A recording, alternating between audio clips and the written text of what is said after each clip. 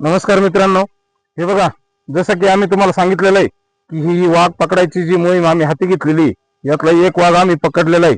त्याचा 100% बंदोबस्त झालाय.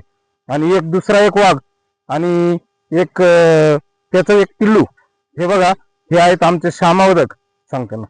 तर मित्रांनो, काल 7 वाजता मी वाघ आणि ते कुत्र्यावानी पिल्लू छोटस तर ते बघितलंय. तर तुम्हाला सांगतो, इतका वाघ भयानक आहे तो. कुठं कुठं दिसतंय ते ठिकाण दाखव त्यांना. त्यामध्ये गुफेमध्ये दिसतंय ठिकाण, म्हणजे एवढा मोठा वाघ येतो, भयानक आहे. आणि पिल्लू एकदम कसा कुत्र्यावानी पिल्लू आहे आणि एकदम चपळ आहे. आणि हे बघा, हा आमचा संचित वदक.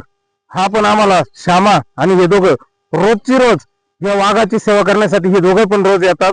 या थोडक्यात वाघाला जे काही लागेल ते पुरवायचं काम ते दोघं करतात.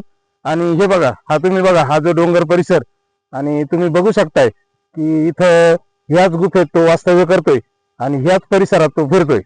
इकडे बघा, हे संपूर्ण परिसर जो आहे, इकडे खूप मका आहे, इथं लोक रात्री पाणी भरतायत. इकडे पण तो फिरतोय आणि अशा पद्धतीने आम्ही त्याचा बंदोबस्त करायचं ठरवलेला आहे. तर तुम्ही आता बघा, तुम्हाला त्याचा बंदोबस्त कसा करायचा, तर आम्ही काय प्लॅन केला ते सांगतो. तर बघा, हा आहे पिंजरा आणि ह्या पिंजऱ्यामध्ये आम्ही आज रोजी हे बघा, इथं बोंबील लावलेले, ओले बोंबील ठेवले आणि त्याचबरोबर तिकडनं दाखवते सुकट ठेवलंय. आणि त्या सुकट्याबरोबरच त्याला दर्जेदार आहार म्हणून जो पहिला वाघ आम्ही पकडलाय तो ह्याच कोंबडीच्या माध्यमातून पकडलेला आहे. हीच ती कोंबडी आहे तर तिनं पहिला वाघ आम्हाला पकडून दिलाय. आणि आता हा जो नर आहे, आता पहिली माझी नेलेली आम्ही पकडून, मग आज आम्ही हा प्रयोग केलाय. इथं बोंबील ठेवलेत आणि इथं सुकट ठेवलंय आणि त्याच्याबरोबर समोर कोंबडी ठेवली. तर असा आमचा प्रयोग आहे.